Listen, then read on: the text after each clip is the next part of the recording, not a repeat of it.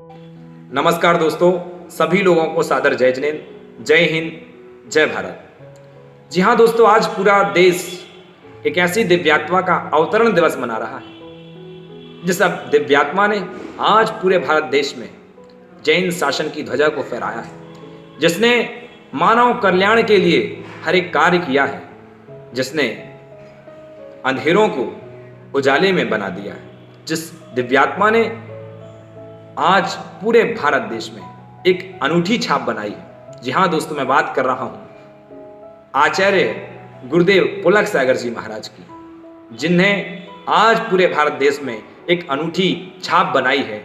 अपने भक्तों के जन जन के हृदयों में गुरुदेव पुलक सागर ने अपनी एक अनूठी छाप बनाई है। तो दोस्तों आइए, आज मैं ऐसे पूज्य गुरुदेव, ऐसी दिव्यात्मा की अवतरण दिवस के उपलक्ष्य में आज अपनी कविता रखता हूं कि कैसे एक बालक जो कभी पारस के नाम से जाना जाता था, आज पूरे विश्व में पुलक सागर के नाम से जाना जाता है। तो आइए सुनिएगा कैसे पारस का सफर पुलक सागर तक जाता है। तो आइए सुनते हैं।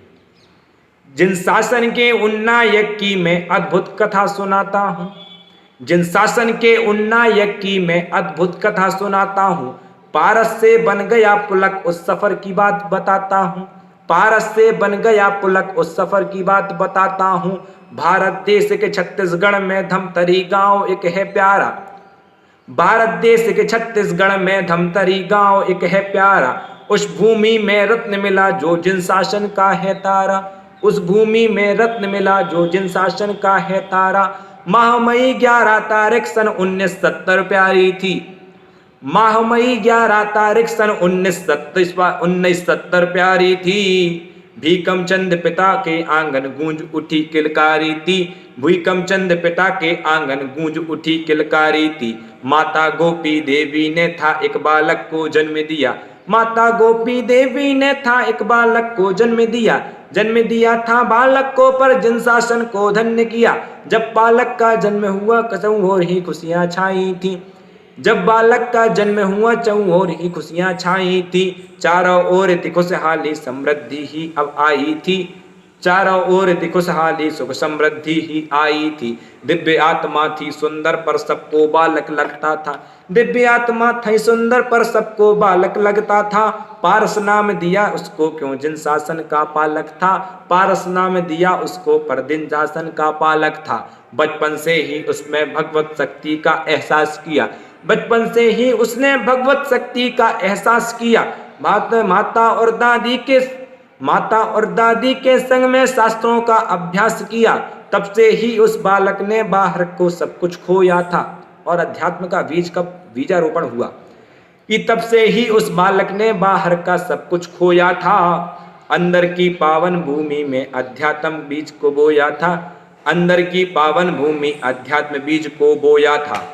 और किस वर्ष में पूज्य गुरुदेव ने, कितनी आयु में आचार्य पुलक सागर जी गुरुदेव ने अपने ग्रह को त्याग कर दिया था, तब मैं बताना चाहता हूं।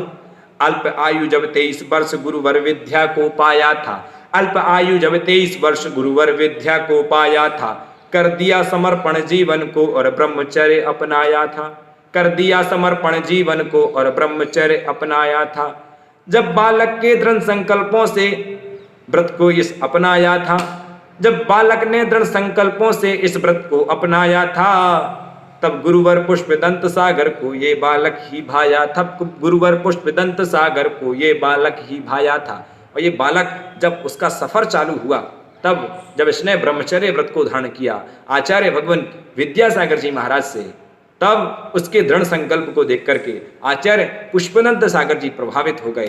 तब आचार्य पुष्पदंत सागर ने क्या किया तो सुनिएगा। माह जनवरी सन 93 27 तारीख प्यारी थी, माह जनवरी सन 93 27 तारीख प्यारी थी। तब बालक के पास ने एलक दीक्षा को धारी थी, तब उस बालक पारस ने एलक दीक्षा को धारी थी। गोपाचल का क्षेत्र निराला, गोपाचल का क्षेत्र निराला पार्श्वनाथ सहारा था, गोपाचल का क्षेत्र निराला पार्श्वनाथ सहारा था। तब गुरु पुष्पदंत सागर ने पुलक नाम पुकारा था, तब गुरु पुष्पदंत सागर ने पुलक नाम ये पुकारा था। और गुरुदेव को एलक दीक्षा से नवाजा गया था। तब गुरुदेव को लंगोट भी भारी लगने लगी। तब क्या किया, एक लंगोट भी थी फिर भी गुरुवर को वो तो भारी थी, एक लंगोट थी तन में पर गुरुवर को फिर भी भारी थी। गए कानपुर में फिर गुरु ने मुनि की दीक्षा धारी थी, गई कानपुर में गुरुवर ने मुनि की दीक्षा धारी थी। दीक्षा दे करके गुरुवर ने सच्चा मार्ग बताया था, दीक्षा दे करके गुरुवर ने सच्चा मार्ग बताया था। देकर पिच्छी और कमंडल फिर चलना सिखलाया था, देकर पिच्छी और कमंडल फिर चलना सिखलाया था। पिच्छी कमंडल को देख करके गुरुदेव ने उस फिर दोस्तों, धन्य है वो पिता जो अपने बालक को अपनी संपत्ति सौंप करके हर्षित होता है, गौरवान्वित महसूस करता है। जी हाँ दोस्तों, ऐसे ही पूज्य गुरुदेव पुष्पदंत सागर जी गुरुदेव ने वह सिंहासन सौंप दिया पूज्य आचार्य पुलक सागर जी गुरुदेव को, जो कभी मुनु हुआ करते थे, आज पूरे देश में आचार्य पुलक सागर के नाम से जाने जाते हैं। एक उनने बहुत बड़ा दायित्व अपने कंधों में संभाला है, अपने पिता की जिम्मेदारी को संभाला है। तब कब संभाला, कौन सा दृश्य था, अद्भुत दृश्य था। तब मैंने लिखने का प्रयास किया, अरे पुष्पगिरी की उस धरती का, अरे पुष्पगिरी की उस धरती का दृश्य ही अजब निराला था, पुष्पगिरी की उस धरती का अजब ही दृश्य निराला था। जब गुरुवर को उनके गुरुवर ने सिंहासन पर बैठाला था, जब गुरुवर को उनके गुरु ने सिंहासन पर बैठाला था।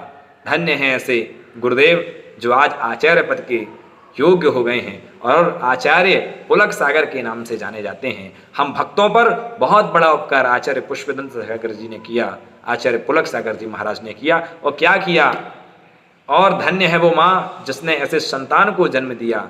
अरे धन्य है वो माँ जिसने ऐसे बालक को था जन्म दिया, धन्य है वो माँ जिसने ऐसे बालक को था जन्म दिया। जिन शासन के साथ साथ पूरे भारत को धन्य किया, जिन शासन के साथ साथ पूरे भारत को धन्य किया। और दोस्तों, आज पूरे भारत देश में एक अलौकिक शान आचार्य पुलक सागर जी गुरुदेव की है, एक अलौकिक छाप है। क्या किया गुरुदेव ने इस पूरे मानव जाति के लिए, तो सुनिएगा।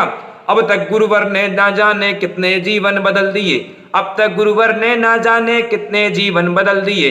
जिनके घर में अंधियारे थे उनके घर में दिए जले, जिनके घर में अंधियारे थे उनके घर में दिए जले।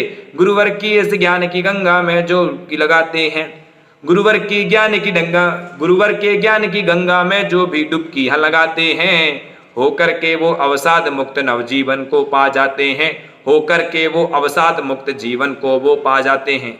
और गुरुदेव पुलक सागर जी ऐसे संत हैं जो धर्म के साथ साथ राष्ट्र को उसके आगे रखते हैं।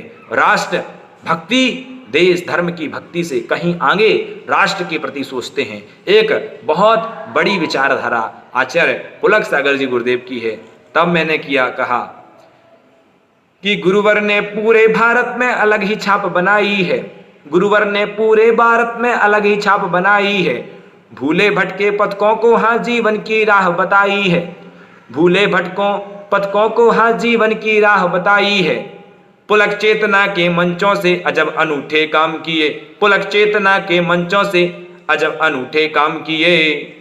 राष्ट्र देश की भक्ति और मानवता के ये काम किए, राष्ट्र देश की भक्ति और मानवता के ये काम किए।